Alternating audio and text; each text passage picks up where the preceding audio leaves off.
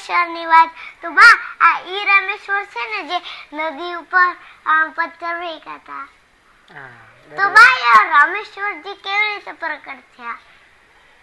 રામેશ સૌરાષ્ટ્રે સોમનાથમ ચ શ્રીશૈલ્યે મલ્લિકાર્જુનમ ઉજ્જૈન્યામ મહાકાલમ ઓમકારમ મમલેશ્વરમ પરલ્યામ વૈદ્યનાથમ ચ ડાકિનામ ભીમશંકરમ સેતુ વંદેતુ રામેશમ નાગેશમ દારુકાવને વારાણસ્યાતુ વિશ્વેશમ ત્રંબકમ ગૌતમી તટે હિમાલયે તુ કેદારમ ગુષ્મેશમ ચ શિવાલયે એતાની જ્યોતિર્લિંગાની સાયં પ્રાતઃ પઠે નર સપ્ત જન્મ કૃતમ પાપમ સ્મરણેન વિનશ્યતિ.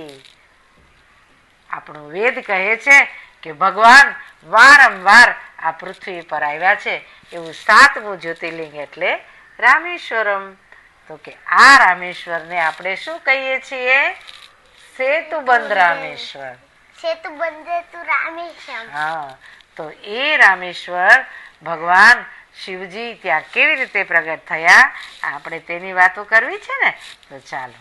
તો કહે છે કે જ્યારે ભગવાન રામ વનવાસની અંદર ગયા, રામ લક્ષ્મણ અને સીતાજી, અને એવા સમયે તમે નામ સાંભળ્યું છે ને રાવણ હતો, રાજા રાવણ, અને ઈ બહુ જ ક્રૂર હતો, અસુર મનવાળો.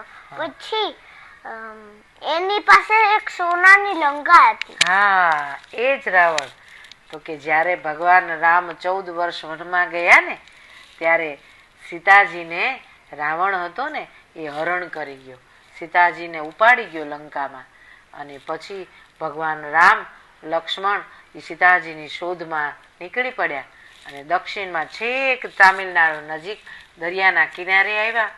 ચારે બાજુ સમુદ્ર દેખાય છે અને એવા સમયે લંકા તો સામે હતી, જવું કઈ રીતે? પછી ત્યાં બધા ઋષિમુનિઓ, વાનર સેના, હનુમાનજી બધાએ નિર્ણય લીધો. એમાં નલ અને નીલ નામના 2 અંગદો હતા. એક હતો નલ અને એક હતો નીલ. હા, અને તેના હાથે એ બે ભાઈ હતા અને એ બેની ચિંતા કરતા. હા, એટલે એ બેયના હાથે પથ્થર તરતા હતા. એટલે પછી નિર્ણય લેવામાં આવ્યો કે શું કરવું. ત્યારે લંકાની પાર જવા માટે કહેવાય છે કે પહેલા ભગવાન રામજીએ દરિયાના કિનારે એક રેતીનું શિવલિંગ બનાવી અને ભગવાનને પ્રાર્થના કરી કે હે પ્રભુ, મારે આ સમુદ્ર પર્યંત લંકામાં જવું હોય તો શું કરો, તમે તો મારી મદદ કરો. અને એ જે રેતીનું શિવલિંગ છે ભગવાન રામે સ્થાપના કરી અને એટલા માટે તે જ્યોતિર્લિંગનું નામ પડ્યું રામેશ્વરમ જ્યોતિર્લિંગ. ભગવાન આવી અને ભગવાન રામને આશીર્વાદ આપ્યા. તે જ્યોતિર્લિંગ એટલે રામેશ્વર જ્યોતિર્લિંગ.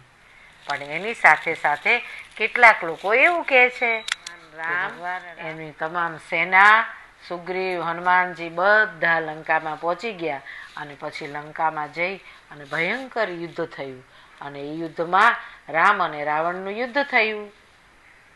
હા બા, રાવણને અહીંયા નાભીમાં માર્યું હતું. આ બાણ મારી એમના નાભીમાં માર્યું. એટલે નાભીમાં બાણ માર્યું ત્યારે રાવણનું મૃત્યુ થયું અને રાવણ મરાઈ ગયો અને યુદ્ધ જીતી અને ભગવાનનો જય જયકાર થયો. અને પછી તે લંકા નગરી રાજ્ય તું કોને સોંપ્યું તું ખબર છે તને? હા બા, તેમના ભાઈ વિભીષણ. હા, તેમના ભાઈ વિભીષણને રાજ્ય સોંપી અને બધા પાછા ફર્યા અને લંકામાંથી પાછા આપણા ભારતમાં આવ્યા. અને પછી દરિયા કિનારે આવ્યા ત્યારે ભગવાન રામ છે નિરાતે એક દિવસ શાંતિથી બેઠા હતા અને ચિંતામાં હતા. ત્યારે બધા ઋષિમુનિઓએ પૂછ્યું કે ભગવાન રામ, આપ શા માટે ચિંતિત છો? ત્યારે રામે કહ્યું કે મારા હાથે એક બ્રહ્મ હત્યાનું પાપ થયું છે. મેં બ્રાહ્મણને માર્યો છે, એક ભગવાનના ભક્તને માર્યો છે. એટલે એનું પાતક મને લાગે ને, એટલે મારે એનું પ્રાયશ્ચિત કરવું છે. અને ત્યારે ઋષિમુનિઓએ રસ્તો બતાવ્યો કે તમે અહીંયા ભગવાન શિવજીની પ્રાયશ્ચિતમાંથી મુક્ત થવું હોય તો ભગવાન શિવની આરાધના કરો. અને ત્યાં ભગવાન ઋષિમુનિઓએ કીધું કે કઈ રીતે થાય? તો ઋષિઓએ કહ્યું કે કૈલાસ પર્વતમાંથી શિવલિંગ લાવી અને અહીંયા સ્થાપના કરો અને એની તમે પૂજા કરો ત્યારે તમે પાપમાંથી મુક્ત થાઓ. અને પછી તો કે એ મૂર્તિ લાવવા માટે, શિવલિંગ લાવવા માટેનું કામ હનુમાનજીને સોંપવામાં આવ્યું. અને હનુમાનજી તો ઉડતા ગયા હિમાલય પર્વત ઉપર, અને આ બાજુ રામ છે ભગવાન શિવની આરાધના કરવા માંડ્યા. અને હિમાલયમાંથી છેકથી શિવલિંગ લાગતા વાર બહુ લાગી, અને સ્થાપનાનું મુહૂર્ત ચાલ્યું જતું હતું. ઋષિઓ કે હવે શું કરવું? પછી ભગવાને કીધું કે તમે એક રેતીનું શિવલિંગ બનાવો અને પછી એની સ્થાપના કરી લ્યો, કારણ કે મુહૂર્ત ચાલ્યું જાય એ ચાલે નહીં. પછી ભગવાન રામે રેતીનું શિવલિંગ બનાવીને ત્યાં સ્થાપના કરી દીધી એ શિવલિંગની, અને તે શિવલિંગનું નામ પડ્યું સેતુબંધ રામેશ્વરમ.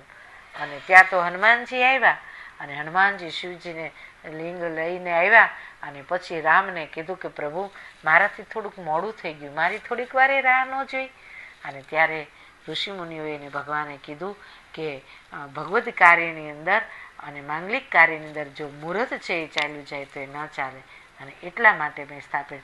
પણ હનુમાન તારું કાર્ય શ્રેષ્ઠ, તું આ શિવલિંગને ઉખાડી લે. પણ હનુમાનજીથી શિવલિંગ ઉખડી નહીં. પછી હનુમાનજી જે શિવલિંગ લાવ્યા હતા ને એ શિવલિંગને બાજુમાં સ્થાપના કરવામાં આવી. તે શિવલિંગનું નામ પડ્યું હનુમેતેશ્વર. તો આજે પણ જ્યારે આપણે રામેશ્વર જઈએ ને ત્યારે પહેલાં હનુમેતેશ્વરના દર્શન કરી અને પછી જ સેતુબંધ રામેશ્વર જ્યોતિર્લિંગના દર્શન કરવાના.